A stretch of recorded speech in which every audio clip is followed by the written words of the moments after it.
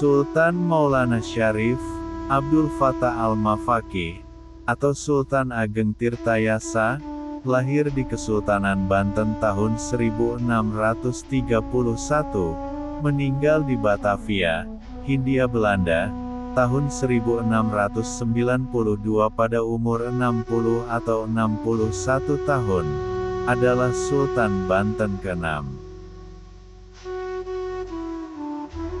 Ia naik tahta pada usia 20 tahun menggantikan kakeknya, Sultan Abdul Mafahir, yang wafat pada tanggal 10 Maret tahun 1651, setelah sebelumnya ia diangkat menjadi Sultan Muda, dengan gelar Pangeran Adipati atau Pangeran Dipati, menggantikan ayahnya yang wafat lebih dulu pada tahun 1650. Pada tahun 2017, sutradara Darwin Mahesa mengangkat film Tirtayasa The Sultan of Banten, bergenre dokudrama, yang diproduksi oleh Kremov Pictures.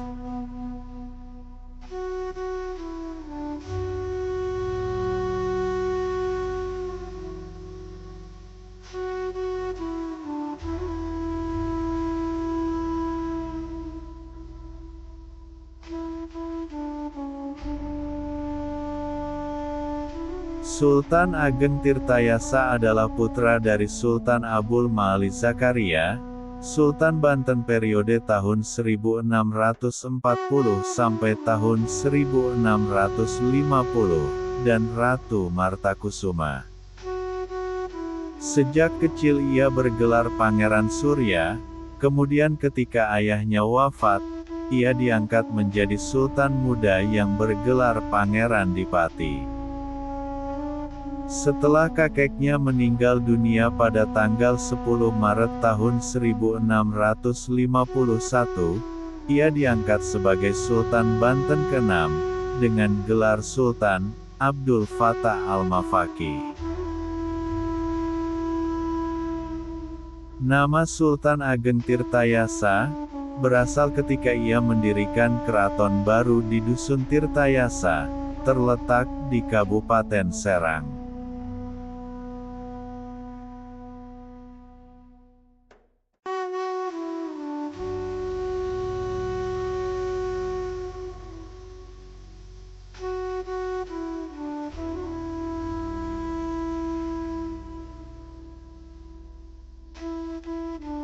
Pada masa pemerintahannya, Kesultanan Banten mencapai masa kejayaannya. Ia berusaha keras melakukan modernisasi terhadap Banten, dan menjadikannya sebagai pusat kegiatan Muslim di Kepulauan Indonesia. Dia mengirim putranya ke Mekah, dengan perintah untuk pergi dari sana ke Turki, dengan harapan dapat menjalin hubungan baik dengan kekuatan utama Islam. Pada saat itu juga, ia dan putranya mencoba menghimpun pengikut di kalangan para penasihat dan petualang Eropa. Prestasi terbesar dalam pemerintahannya adalah penataan perdagangan luar negeri. Seperti Raja Makassar, ia menyambut baik pedagang dari Britania, Denmark, Prancis, di pelabuhan-pelabuhannya. Melalui bantuan-bantuan orang Eropa ini, dia mulai melengkapi kapal-kapalnya sendiri yang dibawa nahoda asal Eropa berlayar ke Filipina, Makau, Benggala, dan Persia.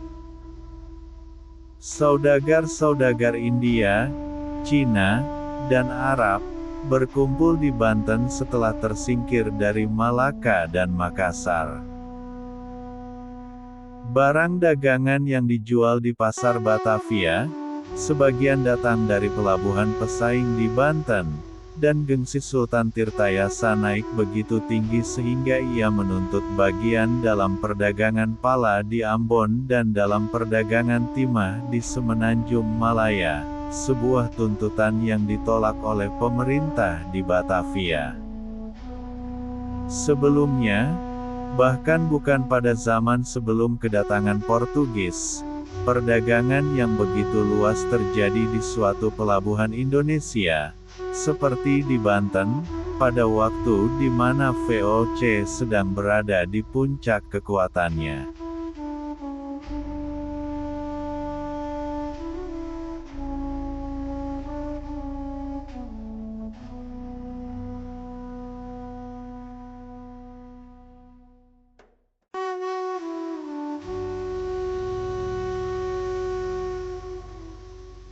Sultan Ageng Tirtayasa berkuasa di Kesultanan Banten, pada periode tahun 1651 sampai tahun 1683, dia memimpin banyak perlawanan terhadap Belanda.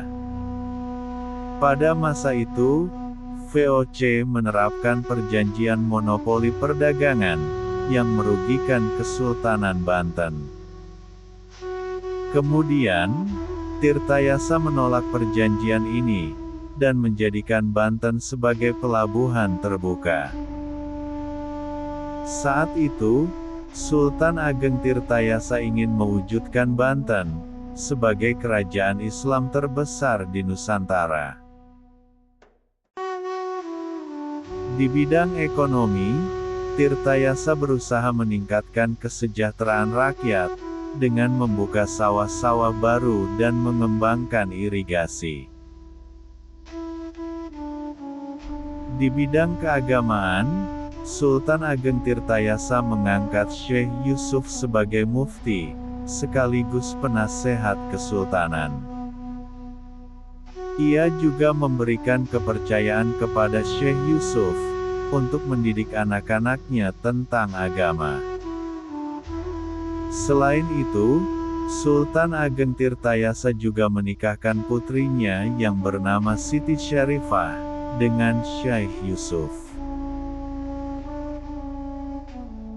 Ketika terjadi sengketa dengan putra mahkota, Sultan Haji, Belanda ikut campur dengan cara bersekutu dengan Sultan Haji, untuk menyingkirkan Sultan Ageng Tirtayasa. Saat Tirtayasa mengepung pasukan Sultan Haji di Sorosowan, Banten, Belanda membantu Sultan Haji dengan mengirim pasukan yang dipimpin oleh Kapten Tek dan Saint Martin.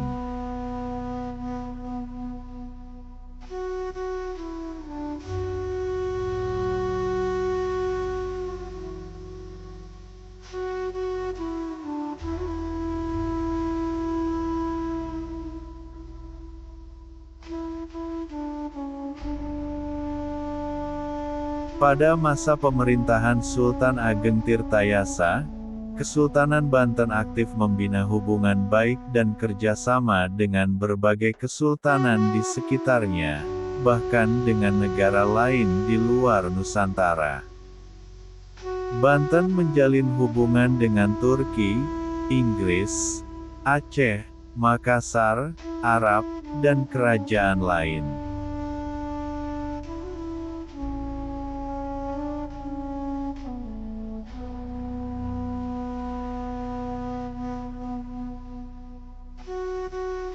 Sekitar tahun 1677, Banten mengadakan kerjasama dengan Trunojoyo, yang sedang memberontak terhadap Mataram. Tidak hanya itu, Banten juga menjalin hubungan baik dengan Makassar, Bangka, Cirebon, dan Indrapura.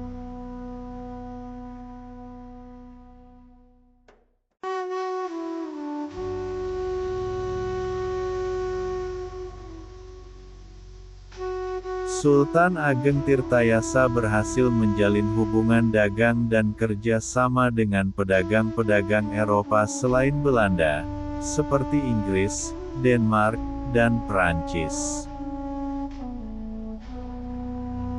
Sejak pertengahan abad ke-17, melalui surat-surat antara pejabat Kesultanan Banten dengan Denmark.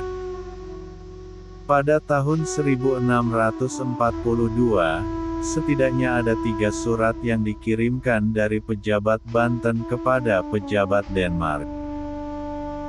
Kiai Dinda Supati mengeluarkan surat tentang perdagangan lada dengan Kumendur dan Petor, pejabat administrasi Denmark. Surat Sultan Banten kepada Denmark tersebut dikirimkan pada tahun 1671. Surat tersebut berisi izin dari Sultan atas permintaan Raja Denmark, Christian kelima, untuk memiliki tanah di Banten, dan sebagai imbalannya, Sultan meminta Denmark untuk menjual mesiu dan bubuk mesiu. Surat itu juga menyinggung transaksi lada dari Hadelar, seorang Denmark, yang memesan lada sebanyak 176 bahar kepada dan dengan Syah Bandar Banten, Ngabehi Cakradana, yang dibuktikan dengan urat yang dikirim Cakradana pada tahun berikutnya. Surat Sultan Abul Fath itu dibalas oleh Christian kelima yang dikirim pada tahun yang sama, tetapi surat itu tidak dapat diidentifikasi karena berbagai syarat.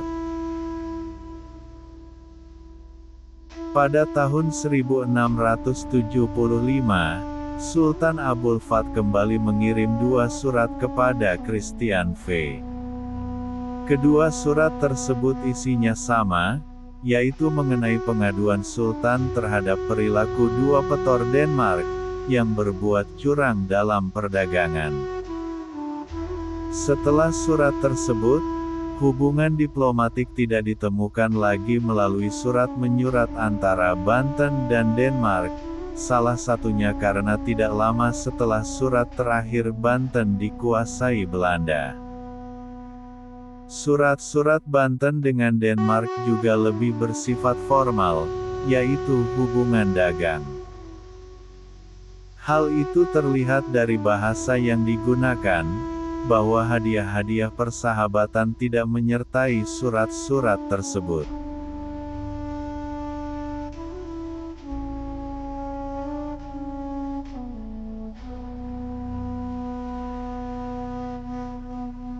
Pada tahun 1671, Raja Prancis Louis ke-14 mengutus Francois Charon, pimpinan kongsi dagang Prancis di Asia sekaligus pemimpin armada pelayaran ke Nusantara. Setelah mendarat di pelabuhan Banten, ia diterima oleh Syah Bandar Kaitu, seorang Tionghoa Muslim. Pada tanggal 16 Juli tahun 1671, Raja didampingi oleh beberapa pembesar kerajaan mendatangi kediaman orang-orang Prancis, di kawasan Pecinan. Charon meminta izin untuk membuka kantor perwakilan di Banten. Hal itu berangkat dari pengalaman Charon yang pernah bekerja pada VOC, dan berambisi membuat kongsi dagang Prancis sebesar VOC. Raja kemudian menanyakan tujuan kongsi dagang mereka, kemana tujuan kapal-kapal mereka, barang dagangan yang diinginkan, dan jumlah uang tunai yang mereka miliki. Sesudah itu, pihak Prancis berusaha menjual barang muatan mereka. Barang-barang dagangan apa saja dapat dijual, kecuali candu yang dilarang keras beredar di Banten. Charon kembali mengunjungi raja dan menghadiahkan getah damar, 2 meja besar, 12 pucuk senapan, 2 jenis mortir, beberapa granat, dan hadiah lain. Charon dan Gubernur Banten kemudian menyetujui perjanjian, yang berisi 10 kesepakatan mengenai pemberian kemudahan dan hak-hak khusus kepada pihak Prancis, sama dengan yang diberikan kepada pihak Inggris.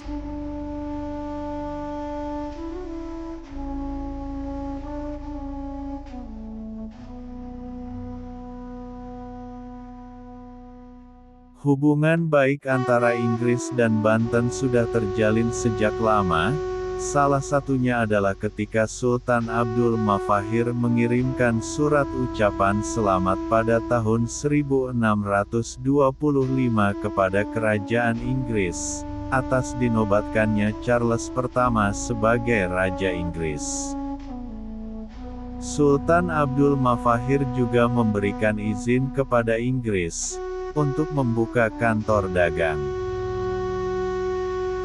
Bahkan, Banten menjadi pusat kegiatan dagang Inggris, sampai akhir masa pemerintahan Sultan Ageng Tirtayasa tahun 1682, karena saat itu terjadi perang saudara antara Sultan dengan putranya, Sultan Haji. Sultan Haji meminta bantuan Belanda, sedangkan Sultan Ageng Tirtayasa diketahui meminta bantuan dari kerajaan Inggris, untuk melawan kekuatan anaknya itu. Pada 1681, Sultan Haji mengirim surat kepada Raja Charles II. Dalam suratnya, dia berminat membeli senapan sebanyak 4.000 pucuk, dan peluru sebanyak 5.000 butir dari Inggris.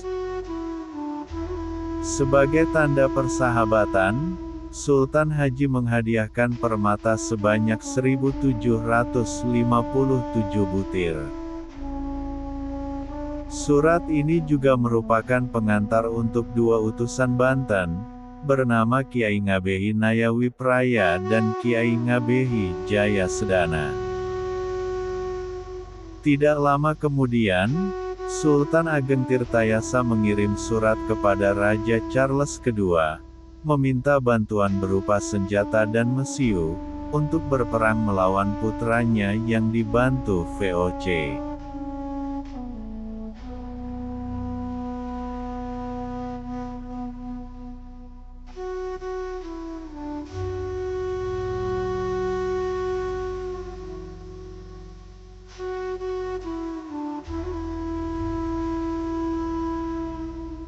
Sultan Ageng Tirtayasa memiliki 18 orang putra: Sultan Abu Nasar Abdul Kahar, Pangeran Arya Purbaya, Tubagus Abdul, Tubagus Rajaputra, Tubagus Husain, Tubagus Ingayudadipura, Raden Mandaraka, Raden Saleh, Raden Rum, Raden Sugiri, Raden Muhammad, Tubagus Raja Suta, Raden Muhsin, Arya Abdul Alim, Tubagus Muhammad Atif, Tubagus Wetan, Tubagus Kulon, dan Raden Mesir.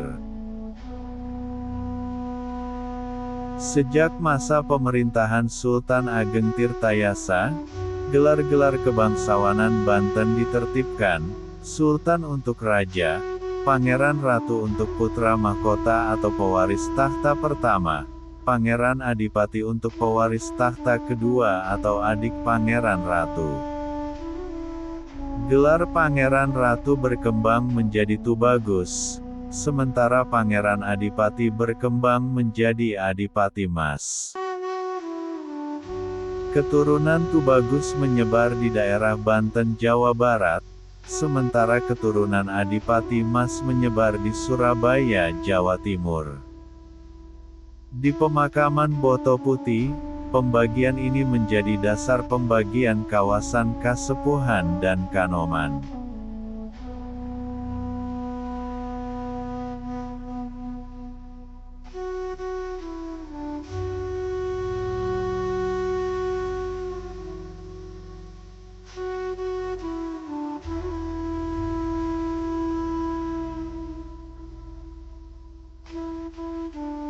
Pada tahun 1683, Sultan Ageng tertangkap dan dipenjarakan di Batavia. Ia meninggal dunia dalam penjara dan dimakamkan di Tirtayasa. Atas jasa-jasanya pada negara, Sultan Ageng Tirtayasa diberi gelar Pahlawan Nasional, berdasarkan SK Presiden Republik Indonesia, Nomor 045 TK, tahun 1970, tanggal 1 Agustus tahun 1970.